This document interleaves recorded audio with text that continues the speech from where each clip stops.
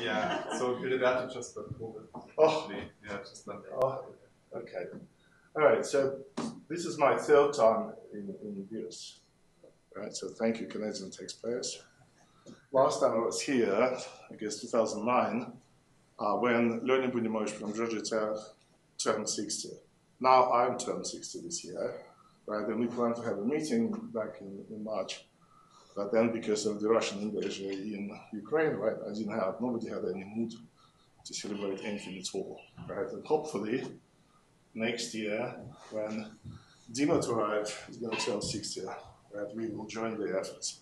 So you can see some familiar faces like Kasia Pikovsky, Virga Bujuran, his wife, Hanin, Sinai, if you don't know these names, right? Huri. Yeah. Okay, so it teaches the story. Huh? You're way up there, right? That's me. Yeah, I was there, I said. We're going to have a picture too, right? Yeah. So it's going to be all well documented. Yeah. So, and the first time I was here, it was meeting run by Marty Golubinsky, and the emphasis was upon slow, fast dynamics, surprise, right, in a neuroscience, pseudo-neuroscience environment. Okay, so then I go back to my meeting, my talk. Okay, and so basically this talk is meant to be is an illustration of research. Okay, this is my dad, passed away several years ago. His research on Hamiltonian bifurcations. And you will see what these Hamiltonian bifurcations have to do with slow fast dynamics again. And to be honest, I don't really care about slow fast dynamics except for if they come from neuroscience perspective. Okay, so so it's going to be an illustration of Shilnikov Hamiltonian results in slow fast system in applications to neuroscience mostly. Okay, but you will see familiar pictures. So basically, the idea is that this we'll call bursting. This is called quasi-paired. This is and when neurons often on the borderline between activity types, like equilibrium states, periodical, we call this tonic spiking activity or bursting. There's something going on interesting, right? And I do care about when finite theory or Patraga theory fails to work. This is my favorite case. I don't care about normal hyperbolic manifolds in this context. I want these number hyperbolistic conditions fail. Right, so this is interesting. I was contacted by these guys, Timothy Kopp and his group from Georgia Tech. They study what's called motor neuron. So basically, motor neuron is a neuron that gets a signal from a central pattern generator, bulk. And that signal goes into the muscles. And the point is that normally it gets a signal, amplifies it, sends it to the muscle stretches, expands, whatever. But under certain conditions, and that's his research, right? And his animal model, I think it was chicken, what they see is that, okay, oxy is it's all translational research. That's what humans get during the chemotherapy. And the idea is that the same cell, when it gets an application of oxidant or sepsis somehow, don't ask us, somehow through the blood, it stops doing its job, right? It becomes unreliable. And you try to push it, you apply positive pulses, right? Nothing. So basically, that's what you're going to see. And I got stuck, and very likely what would happen is that I just Google, okay, chaotic subthreshold oscillations, another line, my name popped up, right? And you ask me how far Georgia Tech is. It's about 10 minutes drive, okay? So they came to me, to my lab, to discuss what can be done. But my point is that in slow fast system, such things do occur, but they occur in a very small region in the parameter space. They can see this typically, which means it's generic phenomenon.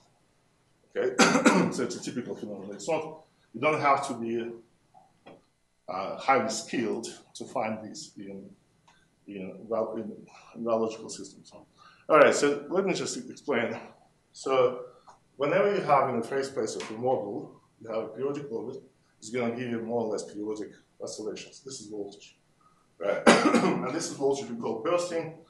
And what happens in between is, in this particular case, then you're going to have a torus bifurcation in between.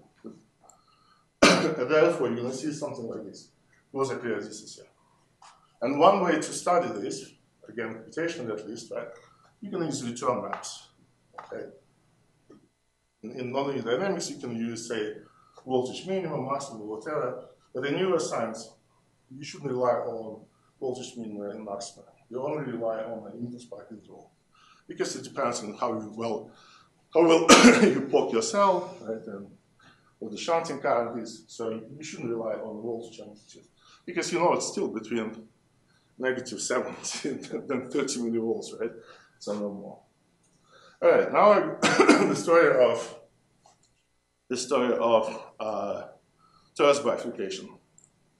So originally, this idea popped up when Andronov and his student Reed studied periodically forced Vanderpool oscillation. So that's how they developed the theory. So historically, these are not called argument tongues, right? It's called resonance zones. Okay, and then they can be strong resonances, so how wide this cone is. And what you see is this torus, when the frequency of natural frequency and the driving frequency they are measurable, then the torus, that used to be already become resonant. And you have a periodic orbit on the torus. It depends on, it has what's called winding number. It depends on how it moves around the torus. In this case, it's like 1 to 3. And lifelong torus is special, which means whenever you have a stable periodic orbit, you should get a stable periodic orbit immediately, right? So because you're in a torus. So you always have even number of stable or even number of unstable periodic orbits. And I do remember when I took a class on oscillation theory, they told us about this transition. Okay, what you see, the border lines, this corresponds to what's called a sneak bifurcation nowadays. Sneak means you are on a S1, where you have a cell node, and then it's called Hamiltonian cell node, but you are on S1 anyway, so you're going to reinject back to where you started.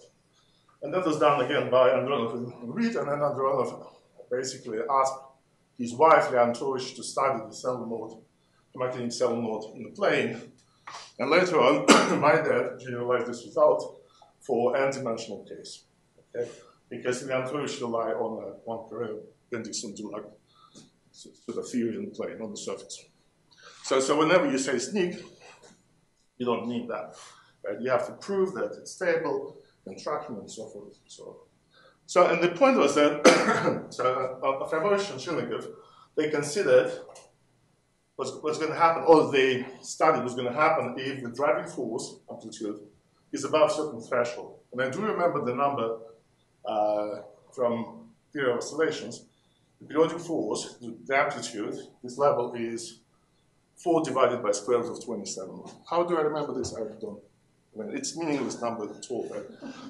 But the point is that the theory is only very clear. So if you ask, do they cross, right? Nobody can tell you, right? Because if they cross, they're going to cross above this line. Before that line, excursion zones don't cross. And what Shilnikov and Aframovich suggested is that, all right, you're going to get invariant circle, invariant curve, and then it becomes what's called non-smooth. And I'm going to use trend, okay? And it becomes non-smooth because the stable periodic orbit on the torus undergoes a period doubling bifurcation. Not a cascade, but period doubling bifurcation. Okay, and then the amplitude of this oscillation grows so that stable manifold touches the unstable manifold, touches the stable manifold, and voila, you have a Poincare homoclinic wiggles and a hyperbolic onset of a hyperbolic subset. All right. So first example. The irony of the story is that actually Evgeny Zhukevich had an example in one of his papers, but he wanted to illustrate what's called elliptic bursting. Elliptic bursting when you have rise in phase followed by a train of spikes. We change it differently, but the idea is pretty obvious, right? You pick what's called a Bautin bifurcation. Bautin is a student of Andronov, and he studied the case when you transition from supercritical to subcritical bifurcation. And the point is that you're going to have not one, but two periodic orbits. and the fold here that you see, it's actually so that's unstable periodic orbit continued in, say, third direction, right? This is stable one, so they create this kind of surface. And if you look at the equations, I mean, you can play using different methods, right? You create this pipe, this tube. So if you're inside the tube, right, the vector field is going to suck it in, right? And then you go through, Tasso talked about the level of stability, right? Around here, you realize that I'm on a unstable branch, I have to diverge, right? You converge to this guy and start moving backwards because vector field above the tube pushes you to the left. And if the diameter is large enough, you're going to stop here and you have a periodic orbit. And then you make the diameter smaller, and basically you push this periodic orbit closer to this fold, saddle node.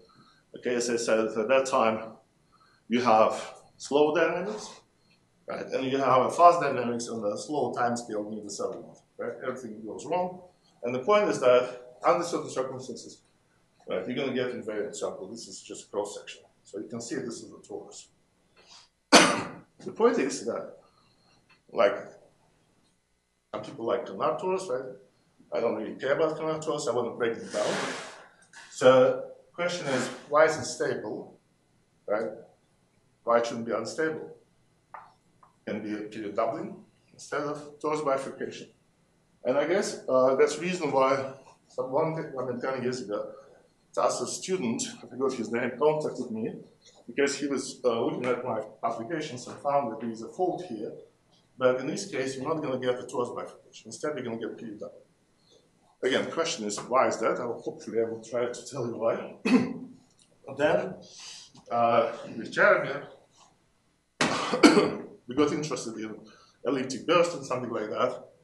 And we looked at this simple example. You see it's a Fitzhugh argument, also known as relaxation oscillator, and then John Winzel added another equation. Right? And that equation basically did the following.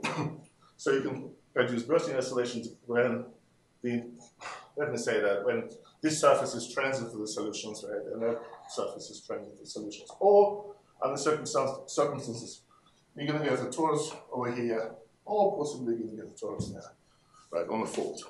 So you kind of sucked in, repelled, and what you see is just a torus in that system. And I did discuss the torus bifurcation theoretically, how it can emerge on the fold in one of our early papers on that model. But again, we didn't get torus bifurcation, and we just gave up. And life is going on. And then later on, I happened to be a reviewer of one PRL submission by Mark Kramer and Nancy Capel.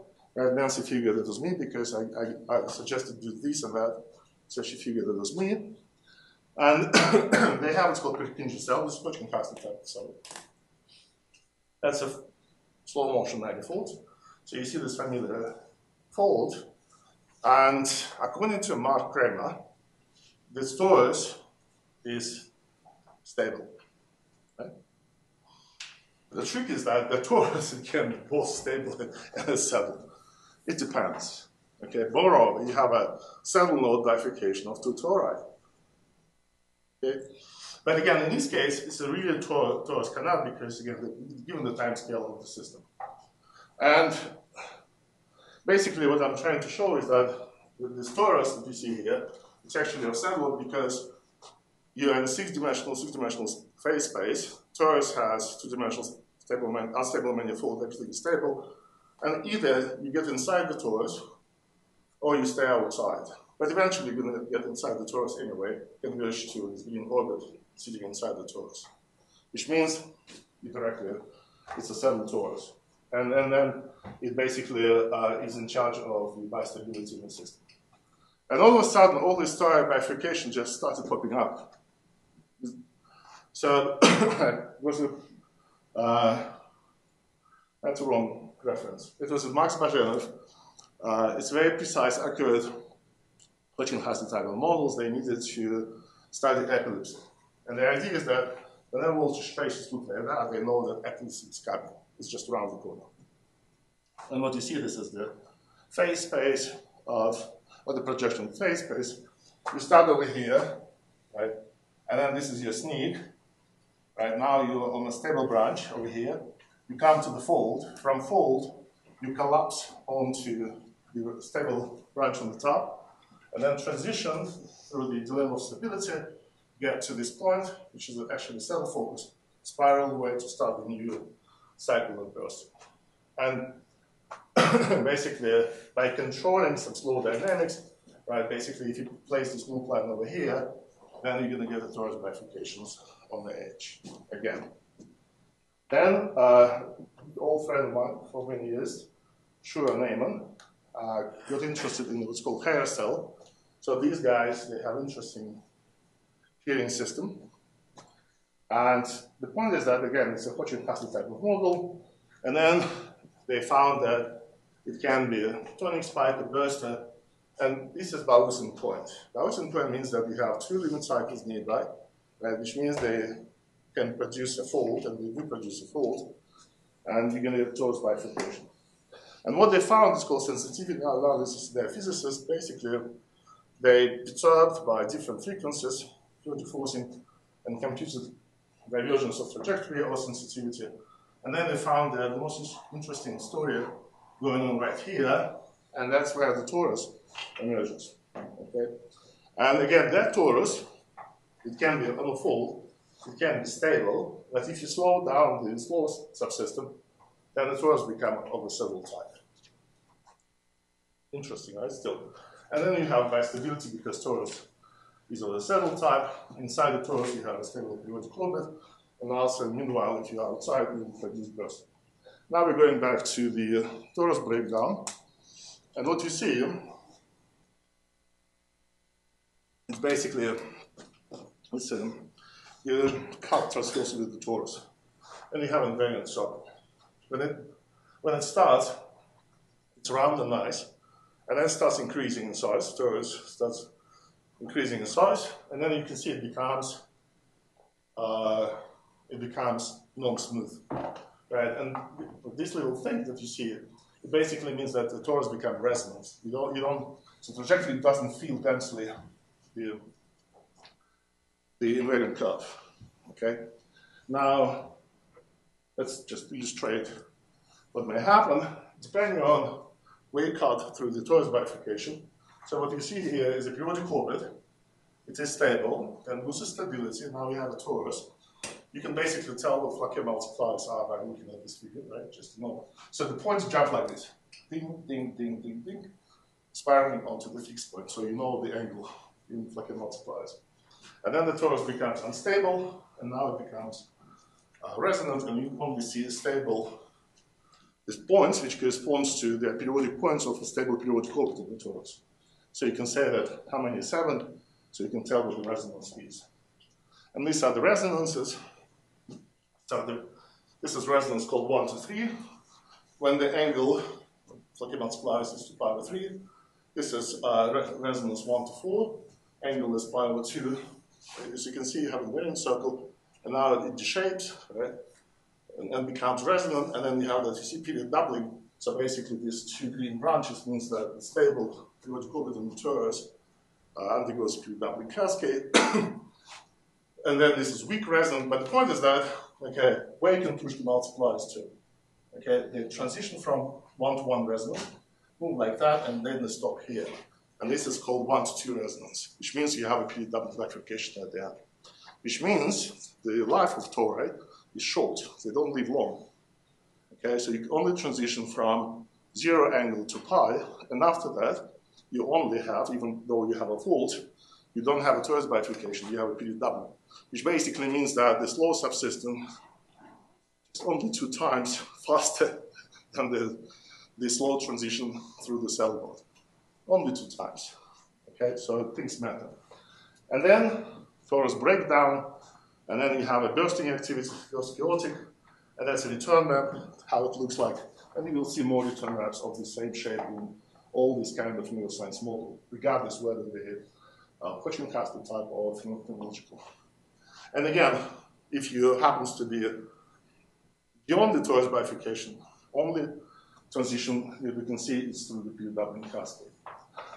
And then my first interest was in neuroscience. Again, I was given this model. Basically, it was a called minimalistic reduced model of a leech heart into neuron. It's a Hodgkin-Huxley. This is its manifold. And your control parameter is basically this called slow null climb. Right? If you push it down, you have more chances to turn around this manifold before you reach the fold. If you move it up, you can get a periodic orbit over here. But the point is that it has interesting dynamics. So for example, you cannot manage a tangency on that manifold, basically on this bottle. Okay? So trajectories that move around, turn around the bottle, they transition towards the end, and then they stop here, all about to stop here. This is called the blue sky catastrophe. So basically, you can make an orbit infinitely long here, and due to stability, because you get contracted on the equilibrium branch, right, you have stable periodic orbit. Or, okay, so you can see I pick two initial conditions over here, and then I have red trajectory, which corresponds to tonic spiking and blue bursting. Okay, and the question was why that happened. And these are the secondary question, but again, you use return maps. Now you can see how the screen stretch. So you pick this little Marshall manifold, or some people call critical manifold. You pick a space curve in 3D here, which corresponds to a minima, pick a point, and then let them go after one revolution where they're going to land on the surface. If they're going to land back at the same point we call the fixed point.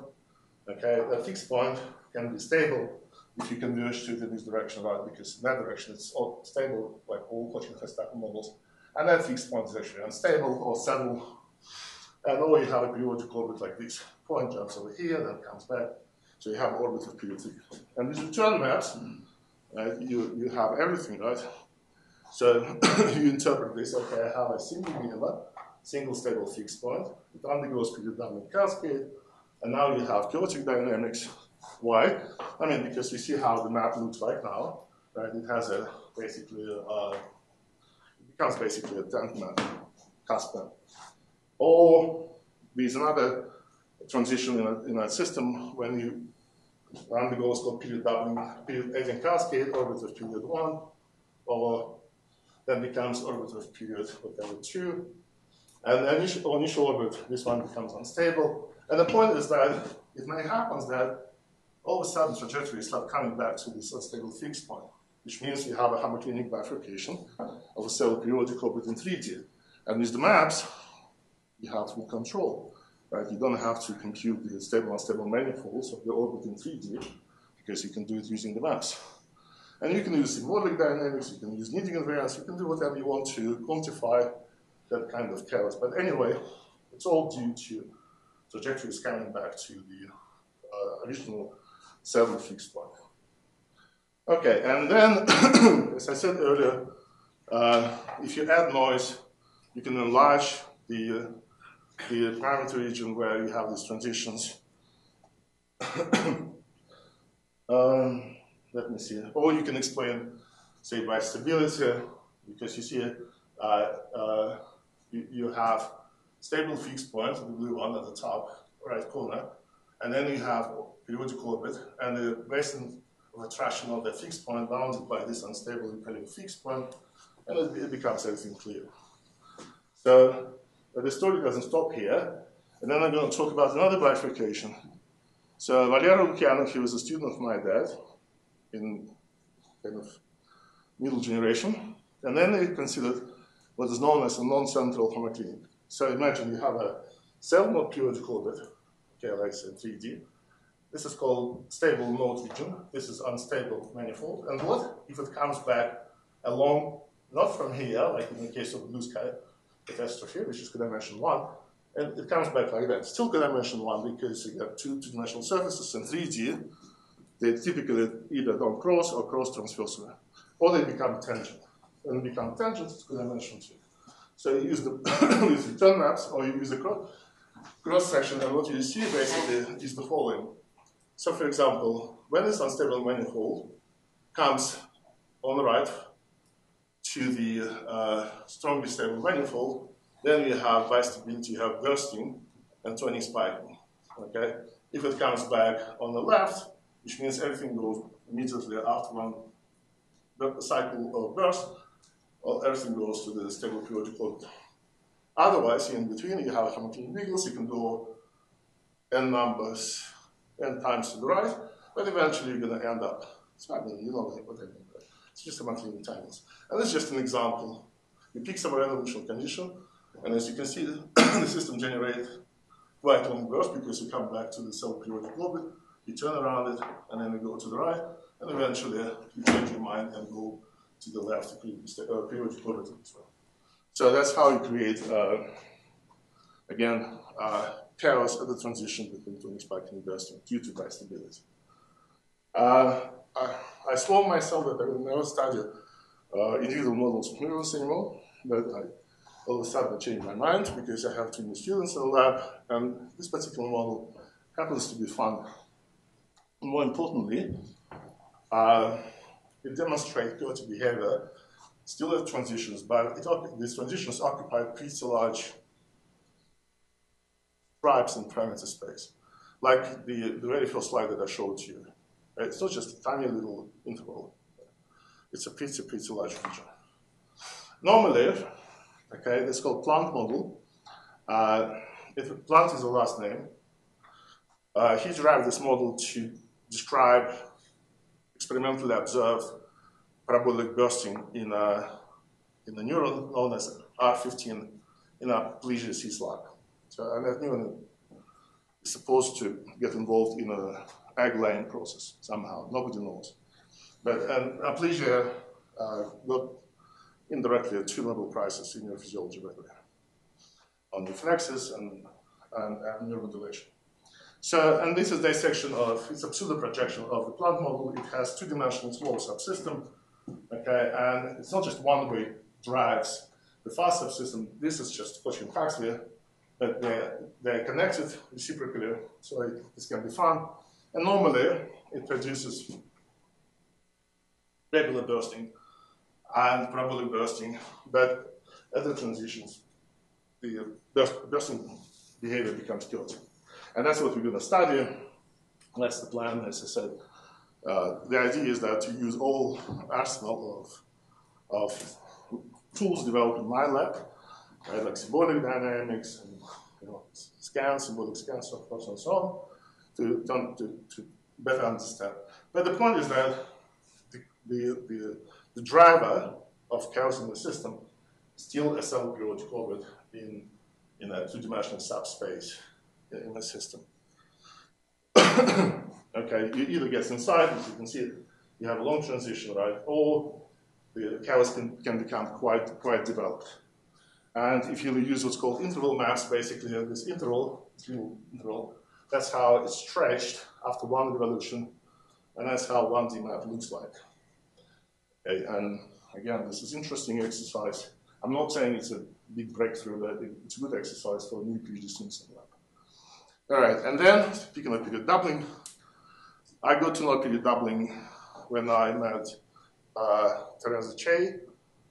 She proposed this model of beta cell. She passed over many years of cancer. And then I got to know some work on the Hinmarsh-Rose model, and we'll talk about this. But basically, as you can see, this voltage map, it looks pretty much similar to the maps that we talked about. And now I go to the Hinmarsh-Rose model. Mathematicians interested in neuroscience, for some reason, adore that model. It's nothing really special. So that's how the manifold looks like, a shaped curve. And then you have start from Andronov hop, end up through the Hamiltonian bifurcation. But the trick is that I proposed not doing flow fast dissection. The idea is that you just change the dynamics of the slow equation without changing fast subsystem, which means this manifold stays intact. So the idea is that, so basically what you see here, this periodic orbit, if you cut through this manifold, right, and then you have a periodic orbit, and then you start lowering this long climb, pushing periodic orbits towards the Hamiltonian bifurcation, and unlike many humans, the periodic orbit knows dynamical system action bifurcation theory, and it knows that the eigenvalues at the saddle are such that it can end up at the Hamiltonian bifurcation, right? But it can become a torus because intersection, it can't disappear through the saddle node because intersection is transverse, and it has only one chance, right? Period doubling. And these things start undergo period doubling bifurcations right now, and basically this bifurcation is known, again, we call this, usually we call this, it's called a change of leading direction in the saddle. And then I guess Bodling, maybe Fiedler, came up with the new name, it's called orbit flip or integration flip. I don't remember the story. But the point is that you have chaotic dynamics, and basically in the singular limit, this map that supposed to give you stability and only stable periodic orbit shouldn't have a problem. It has this extra term, and that extra term is due to, again, inclination feedback, or orbit feedback bifurcation. All right. You can play the game, you can construct artificially things like this, right? So you can slow down, you bend this null line to slow down trajectories in its manifold to get blue sky catastrophe, or you can get non-transverse clinics. And I'll just show, I always want to do that, but we still have, it was a table so long, right? You know, David Terman, he proved that you have a Smailhouse shoe at the transition from tonic spike and bursting in what's called square bursters. Just illustrate the meaning of the theorem, because if you read the paper, it's long and long. All right. So you have this on this manifold, and basically, or you can pick points on this Poisson manifold. And what you will see, I'm gonna run the trajectory starting. Wait a second. Sorry. So how they move. Okay. Canard people call this maximal canards, but bottom line, what you will see that circle when it maps. So due to the slope transition to the plane saddle, is what I asked you this morning. Right, one trajectory is going to go all the way up to this fold, and the idea is that sorry, when you take the cross section, you will see that that circle has its continuity point and becomes a Smailhouse. And basically, this is just geometric illustration of calculus 1. And I guess that's it. Right? I have more slides, but I'll let you stop. Thank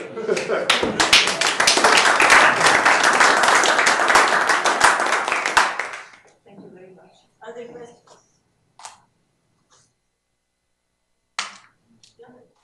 So I've asked you this question before, but I didn't like your answer, so I give you the second chance. I have a short memory now.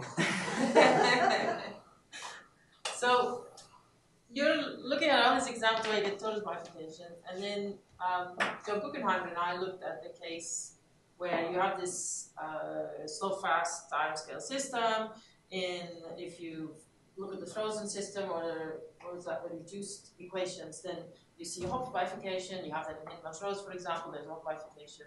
And then if you turn your epsilon on and you look at any other parameter, you still have a Hopf bifurcation. And we found that if the criticality of the Hopf bifurcation matches, you get period doubling.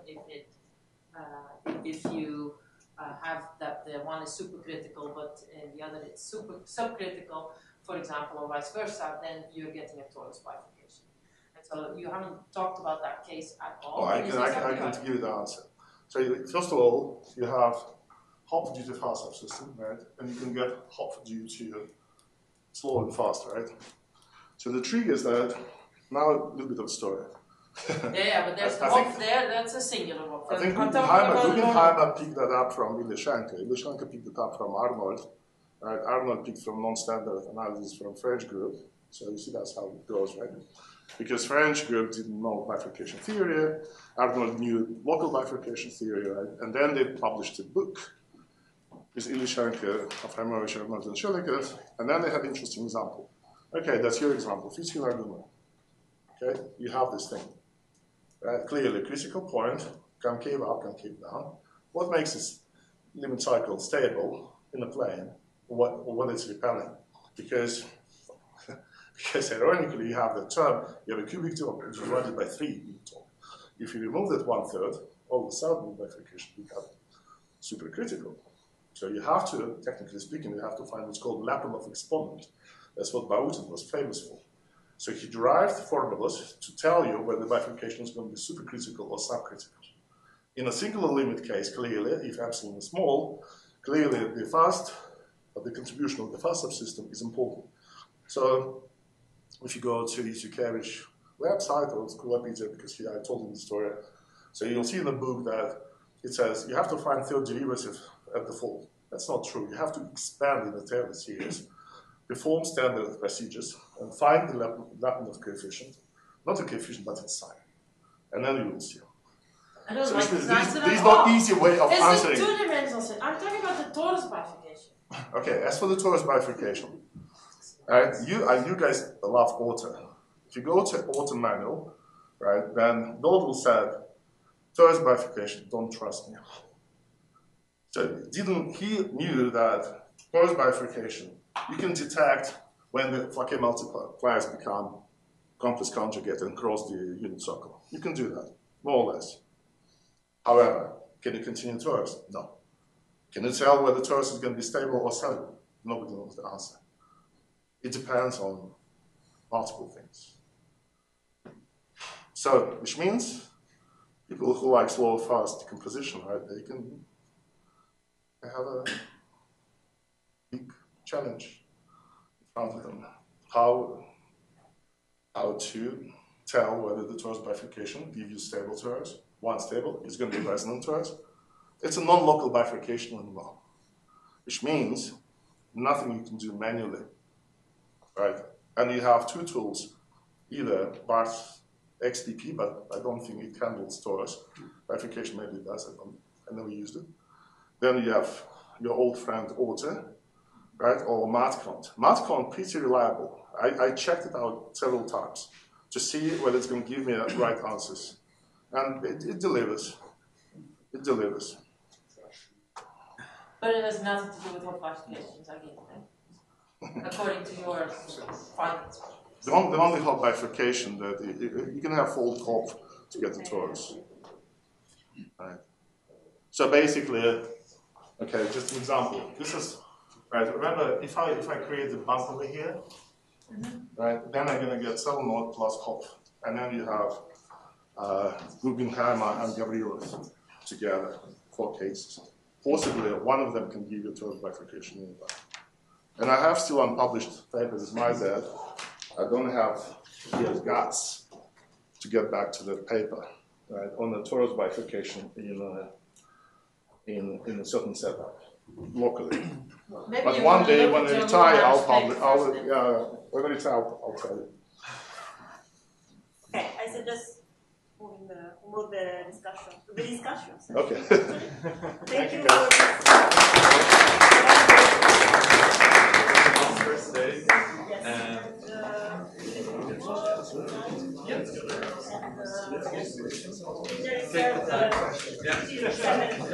Finally, I turned 60.